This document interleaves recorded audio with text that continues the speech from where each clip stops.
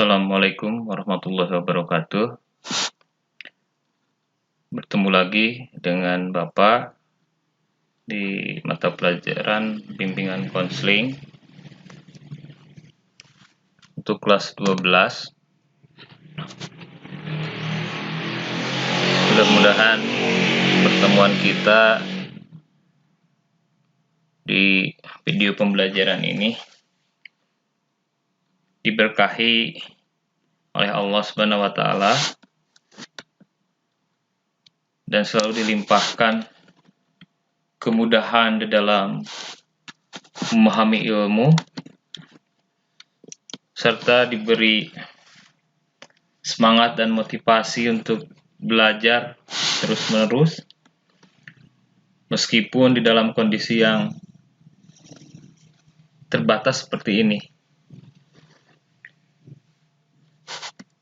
Pada pertemuan sebelumnya, Bapak memberikan materi melalui video pembelajaran tentang pengenalan perguruan tinggi negeri. Sekarang, Bapak membuat video pembelajaran tentang bagaimana cara masuk perguruan tinggi negeri.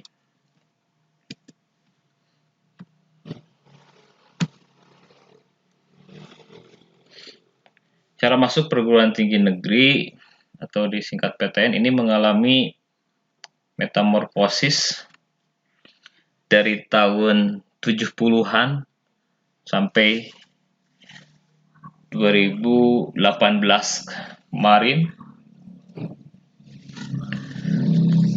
di mana pada awalnya itu dikenal istilah SKALU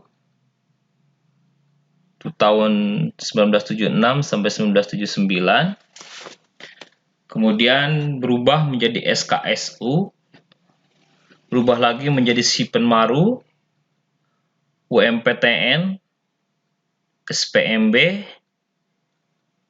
SNMPTN, SBMPTN. Itu metamorfosis dari cara atau metode masuk perguruan tinggi negeri. Sebelah kanan ini adalah logo-logo dari perguruan tinggi negeri yang ada di Indonesia, tapi tidak semuanya Bapak tampilkan, hanya beberapa universitas saja. Seperti di sini ada Brawijaya, ini ada UGM, ini UNS gitu ya. Ini Unsri, Sriwijaya, ini di Palembang, ini di Venogoro. Kemudian ada ITS Surabaya gitu ya. Kemudian ada UNER, ada IPB, ada ITB dan seterusnya. Nah, kalau Anda masuk ke salah satu perguruan tinggi negeri dengan logo ini nanti akan populer ya. Nah, yang pertama, masuk perguruan tinggi negeri itu sekitar tahun 70-an itu ada istilah SKLU. Itu Sekretariat Kerjasama Antar 5 Universitas, di mana universitas tersebut meliputi Universitas Indonesia di Depok ini, ITB di Bandung, IPB di Bogor, UNER di Jawa Timur, dan Universitas Gadjah Mada di Jawa Tengah. Nah, kemudian pada tahun 70-an sampai 80 sekian itu nama-nama perguruan tinggi yang 5 tadi itu bertambah menjadi 10, sehingga namanya menjadi SKSU, Sekretariat Kerjasama Antar 5 Universitas, atau disingkatnya SKLU. 5 universitas yang dimaksud yaitu tambahannya ada Unpad Pajajaran di Bandung, di Venogoro di Jawa Tengah nih, ITS di Surabaya, Universitas Sumatera Utara di Sumatera, dan Brawijaya di Malang. Kemudian metamorfosis yang kedua, seleksi penerimaan mahasiswa baru itu dinamai dengan SIPENMARU. Dan ada penelusuran minat, bakat, dan keahlian atau PMDK. Jadi SIPENMARU ini di bawah koordinasi pemerintah. Jadi ada tes tulis ya. Nah, kalau PMDK ini masuk perguruan tinggi tanpa tulis, tetapi melalui jalur prestasi, baik di bidang akademik, olahraga, seni maupun bidang keagamaan. Kemudian diperkuat dengan nilai raport, sertifikat atau piagam. Nanti diseleksi, kalau memenuhi, Anda lolos seleksi, maka Anda sudah berhak mendapat kursi untuk kuliah di perguruan tinggi yang dimaksud. Kemudian yang si Penmaru tadi ini berubah lagi menjadi UMPTN itu pada tahun 1989 sampai 2001. Apa itu UMPTN? Ujian masuk perguruan tinggi negeri. Nah, PMDK-nya masih ada ya. Nah, sistem dari UMPTN ini didesentralisasi atau dipusatkan ke dalam 3 rayon atau wilayah. Rayon A meliputi Sumatera, Kalimantan Barat, Jakarta, dan Jawa Barat. Rayon B meliputi Jawa Tengah, meliputi Jogja, Kalimantan Tengah, Kalimantan Timur, dan Kalimantan Selatan.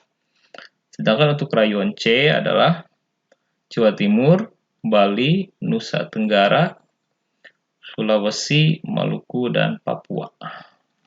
Nah, ini di samping ini adalah kampus-kampus perguruan tinggi yang ada di Indonesia. Salah satunya yaitu di sini ada IPB ya, Institut Pertanian Bogor. Ini gedung rektoratnya, gedung Abdul Haris Nasution. Ini kampus ITB di Bandung. Ini Universitas Indonesia di Depok. Ciri khasnya ada kolam ini. Kemudian ini UGM, Universitas Gadjah Mada. Nah, kemudian UMPTN itu berubah lagi dari tahun 2002-2007 menjadi SPMB, Seleksi Penerimaan Mahasiswa Baru. Tapi PMDK-nya tetap ada ya. Nah, ini SPMB-nya dikelola oleh panitia SPMB. Kemudian terjadi konflik internal di mana 41 rektor yang tergabung dalam 56 kampus di dalamnya melakukan protes terhadap pelaksanaan seleksinya. Sehingga Departemen Pendidikan Nasional waktu itu turun tangan, menengahi, dan berubah lagi SBMPTN ini, SPMB ini menjadi SNMPTN, menjadi Seleksi Nasional Masuk Perguruan Tinggi Negeri antara 2008 sampai 2010. Nah, ini dilakukan dengan ujian tulis perguruan tinggi yang ikut sebanyak 57 PTN. Kemudian ini mengalami metamorfosis lagi ya, menjadi SMPTN tulis dan SNMPTN undangan tahun 2011-2012. Apa itu bedanya? Sebenarnya sih ini SNMPTN tulis itu ya seleksi seluruh Indonesia ya, melalui tes tulis. Nah, kalau SNMPTN undangan itu mirip dengan PMDK, itu masuk tanpa tes gitu ya. Itu melalui jalur prestasi dengan cara melihat prestasi saat di sekolah. Nah, karena sering tertukar ya, SNMPTN tulis dan SNMPTN undangan ini bersama masuk perguruan tinggi negeri. Kalau SNMPTN undangan menjadi SNMPTN gitu. Jadi kalau ini melalui jalur tulis, kalau ini melalui jalur prestasi.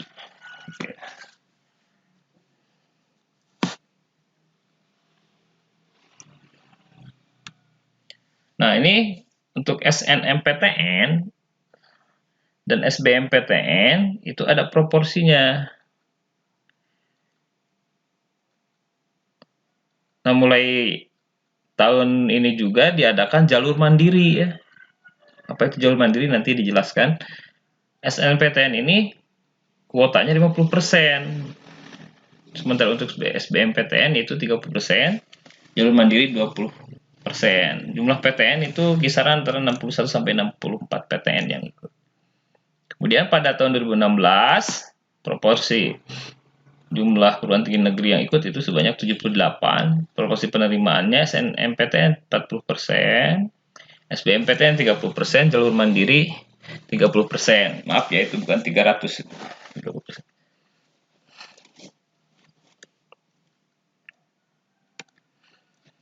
Nah, pada tahun 2017 SNMPTN, SBMPTN, dan ujian mandiri setiap perguruan tinggi memiliki proporsi yang berbeda-beda. Nah, seperti Bapak katakan tadi, apa itu ujian mandiri?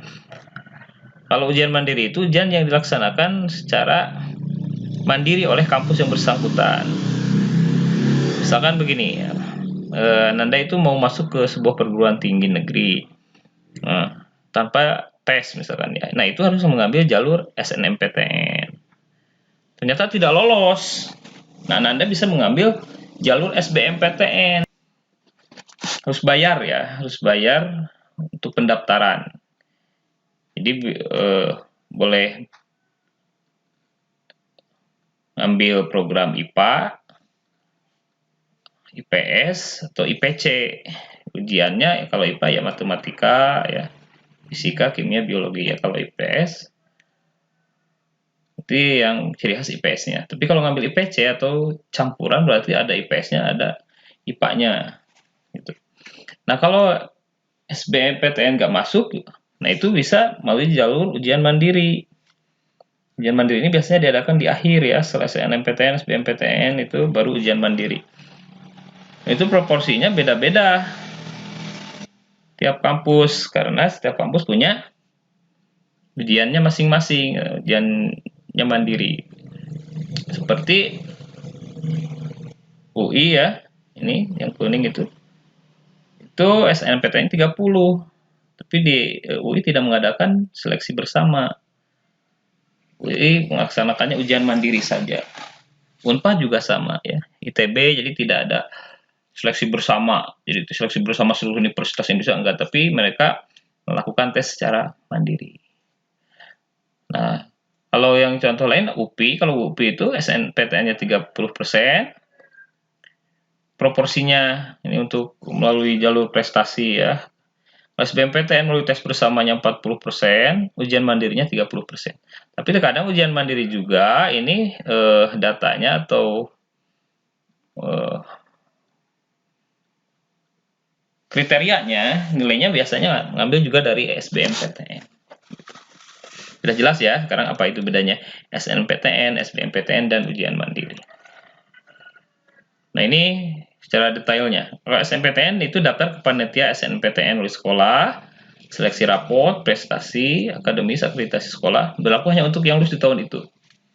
3 jurusan yang boleh dipilih. Jadi kalau Anda misalkan lulus tahun 2020 ya harus ikut SNPTN tahun itu juga. Kalau berhenti dulu nggak bisa daftar lagi di tahun berikutnya.